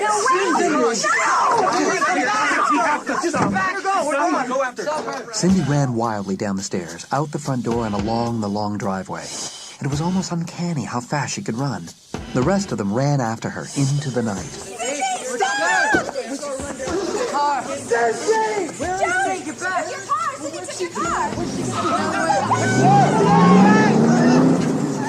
We're doing mine. Yeah, let's go. Baby, don't worry, we'll catch her. There! This must be your taillights up ahead. Yeah, that's her. Boy, look at her go. There aren't any cops around when you need them. Maybe they're still at the point. So it's been hours since they found Georgie. Maybe they sealed off and all gone home. She's not getting away from us, at least. Oops. She's turning. Hold on. Nice seatbelt. The Back Bay Road. She's going down the Back Bay Road. To the point. Let's hope the cops are still there. They won't be. Oh, God. We're not going back out there. We don't have a choice. We've got to stop her. I have a choice. I'm not going out there. You want to get out, Rick? Be my guest. Yeah. We're not stopping. You crazy Dave. You know that? Like I'm going to hit the blacktop doing 90. Then I'm afraid you're in for a long haul, pal. Yep. She's just turned down the road to Cemetery Point. Hold on. Look, the gate will be locked. She's got to stop for the gate, man. Yeah. Don't count on it. They'd slowed down a little now.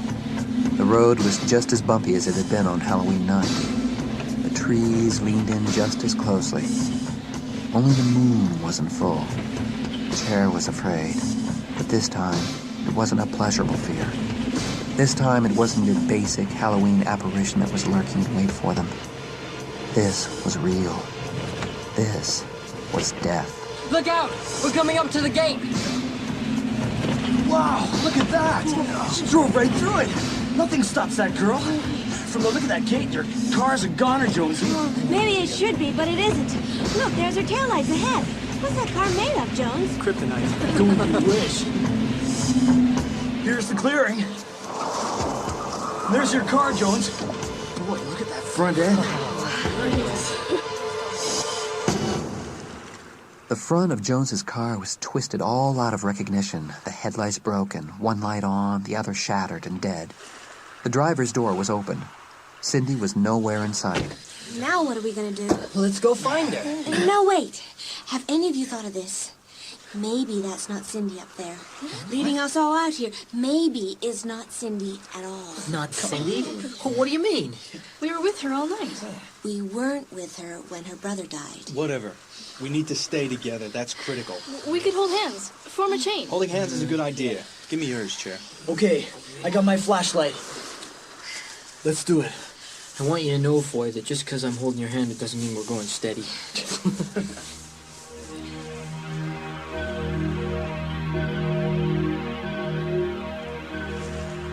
Chair, what are you thinking about? Sunrise. I was thinking about how in the vampire movies, when the sun comes up, that's when the vampire dies.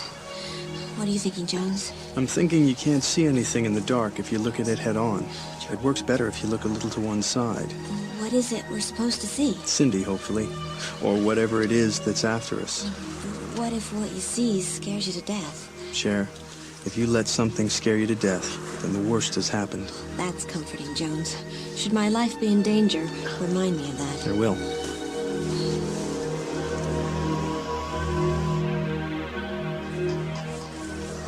There's the graveyard. We're here. Now, where's Cindy? Uh-oh. There's something up there ahead. What? Is that her? Let's go see. Cindy? I love parties. It's time for a party. Hey, don't you love parties? It's time for this one to be over. I love parties. Hey, Cindy. This has been done. It's old. Let's go somewhere else. Okay, let's.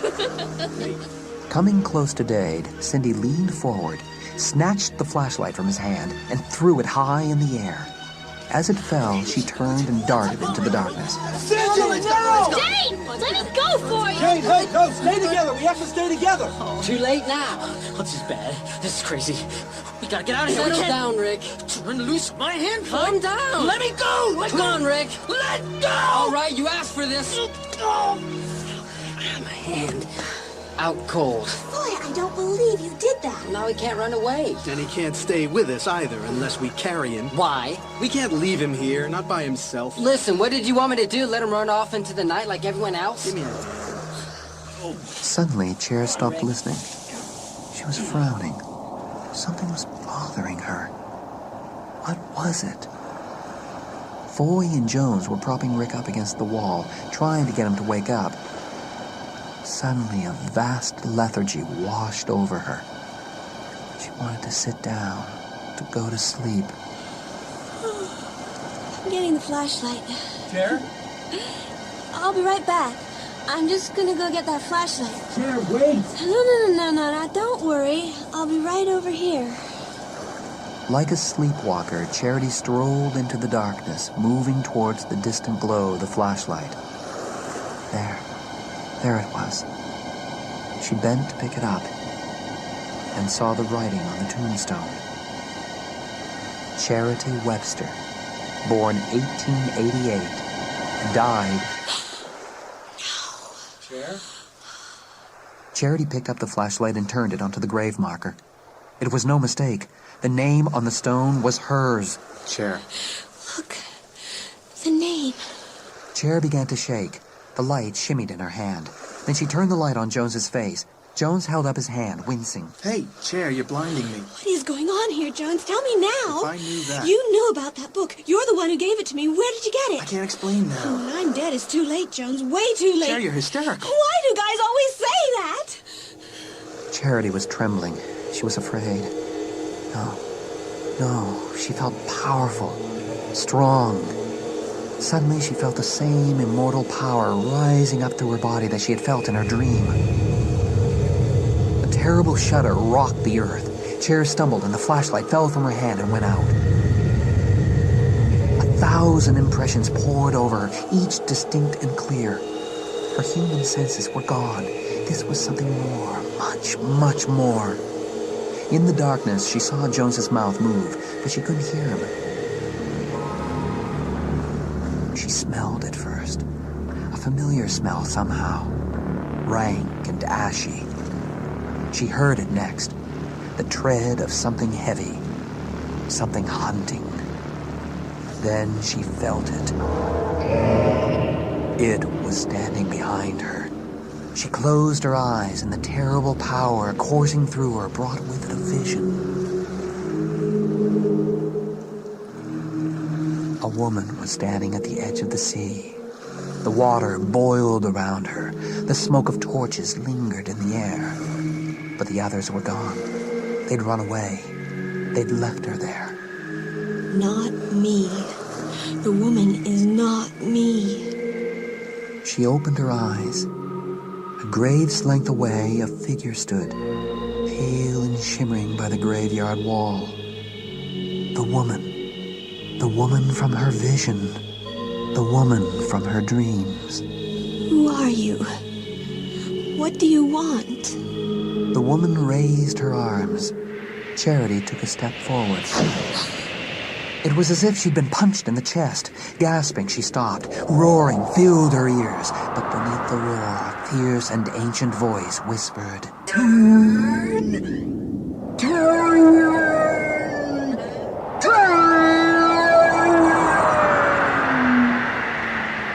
With the voice came that sense of scalding, dangerous power. Charity obeyed the voice. The woman owned her now. Chair had been chosen. Trembling with mortal fear and immortal rage, Chair slowly turned to face the thing that waited in the shadows behind her. Then the shadows began to move, writhing. "Run!" Something inside her screamed. "Run!" No! Stay!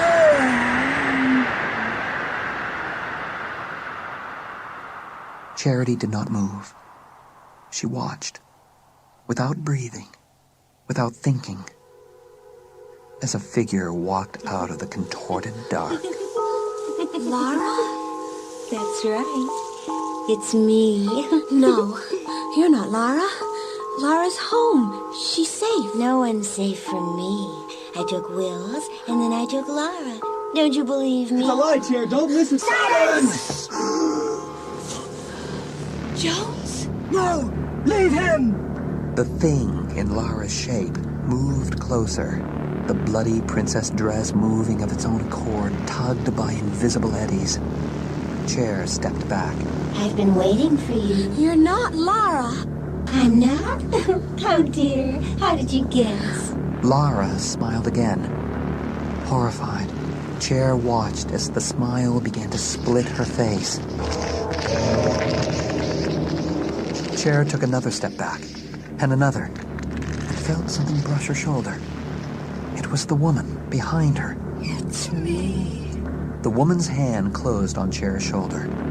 Where it touched her was cold, but through the hand, Chair felt the power surging into her, making her back arch as if she were caught in an electric current. Say it! It's me! It's me! It's me! It's me! It's me!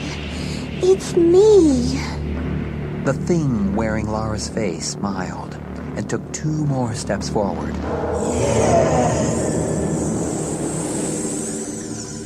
The rotting, scorching smell filled Chair's lungs. She couldn't breathe. She was going to die. No, I won't give up. I won't give up. Seize him! No! Charity lunged forward and clutched the Ripper in her arms. And now another face began to pulse into shape beneath the torn Lara smile. Will's face. Will's dead. Will's dying. Help me! Help me! I can't! You're dead! He was so strong, but she held on. She didn't look away. The figure threw back its demon head and howled. Then the face split again, and beneath the shining blood, the face of Georgina now looked back at Chair. You hated me! You killed me! No, I was wrong, but I didn't kill you.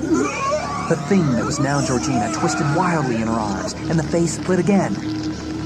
Now it was Dorian's burned dead face, Dorian's desperate eyes. You could save us now. Let me go. No! Let me go! Now Dorian's face tore open before her eyes, and she saw herself. Her own face, her own smile, and heard her own voice coming from the lips of the other. Mirror, mirror on the wall. What you see is what you get. Chair felt her own body in her arms, felt it turn to slime and gore beneath her hands, saw her own lips draw back and spit, blood and gobbets of flesh. Charity held on. Then the pain began. The awful grief for the killing, for the eternity of loneliness. Her own pain, her own grief, and the woman's. Charity tightened her hold. Something sharp as death pierced her above the heart, and her heart contracted with pain, and then with awful joy. The joy of victory and release. Then the earth tore open beneath her feet, and she was falling into her own grave where it had waited for so long. No, not my grave. It's her grave, the woman's grave. Let me go. I am not you. Chair felt the power within her begin to subside. The phantom woman, her other self, had been received into the earth. Chair was alone inside herself now. She was free. Behind her, as chair fell into the grave, the sun began to rise, and the thing in her arms began to howl.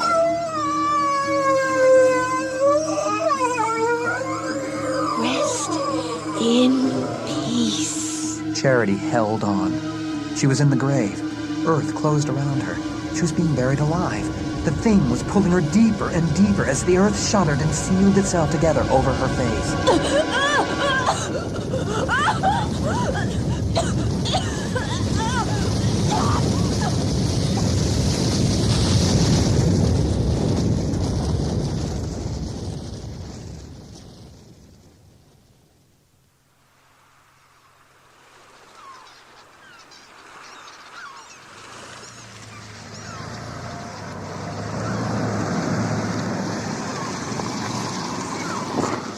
Jones pulled his car into the overlook. Charity got out and walked to the rail and looked out at the point. It was not so big now as it used to be. The morning after she'd met the Ripper, a chunk of the point had torn away and fallen into the ocean. The graveyard was gone. But that had been a while ago. Autumn was turning into winter now. The nightmares were going away. The killings had ended. Hey, Hey, you did good out there. I didn't have a choice, did I? I'm sorry, Chair. I wish I could have been more help. It's okay. You made out for it when you grabbed my ankle and hauled me up out of that grave. You saved us all. It was the least I could do. Just admit it, Jones. You couldn't keep your hands off me. It was her, the woman. She needed me to help her be buried inside the graveyard. That was her grave on the outside. She'd stopped the Ripper before somehow. They thought she'd made an unholy pact with him. That's why they kept her out. And whoever kept that journal had a grave made for her inside, just in case. She had my name, Jones. It was on that tombstone. An ancestor of yours, maybe. Whoever she was, she took the Ripper with her. We raised that thing, didn't we? That night at Cindy's party? If we hadn't done that, Wills, Georgie, Dorian, they might all still be alive. If we hadn't done it, something else would have. And because we did, that first Charity had a chance to rest in peace at last. I hope she is at peace. But is the Ripper dead? The graveyard is gone. I don't know. Maybe it just changed shape again. I thought it'd gotten Lara, too. That's what the Ripper told me.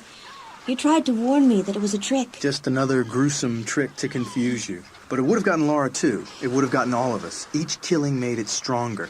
How did you know what would happen? I didn't. But the book. What about the book? I found it in my travels. Chair, I always believe everything I read. You're impossible.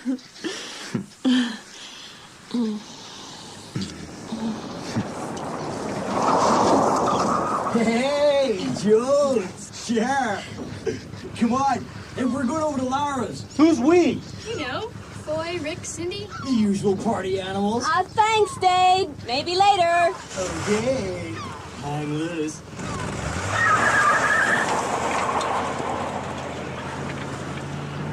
Sorry, I should have asked. Did you want to go? Later. But for now, I like this party here just fine.